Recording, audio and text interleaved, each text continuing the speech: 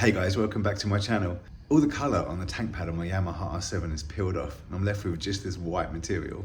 Doesn't look great anymore on the bike. I bought myself a new Yamaha Tank Pad which looks much better, so I'm going to get that on the bike now. I'm going to use a heat gun to take off the existing tank pad. I'm going to clean the bike up, then I'm going to put the new tank pad on.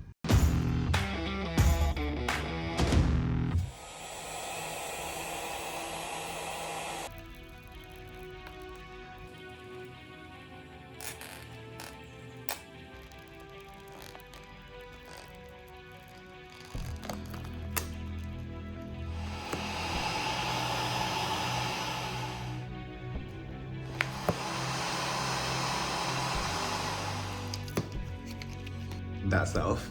Let's clean the bike up and we can put the new one on. To clean the bike, I'm using isopropanol. We want to be getting rid of all the sticky residue before we put the new one on.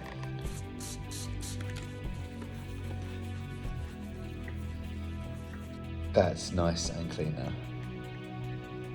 This is the new Genuine Yamaha Protector. It comes with an instruction manual, the tank protector itself, and a cleaning wipe. Just want to line this up to see where this is actually going to go before I take off the sticky pads, and then we'll start to apply this. I'm happy with how that sits, so I'm now going to squeeze it on and get that to apply. And there it is.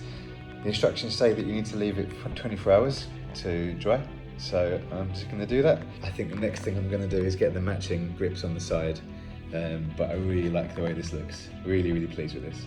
That's it for this super short video. Thanks for joining me. Ride safe and I'll see you out on the roads.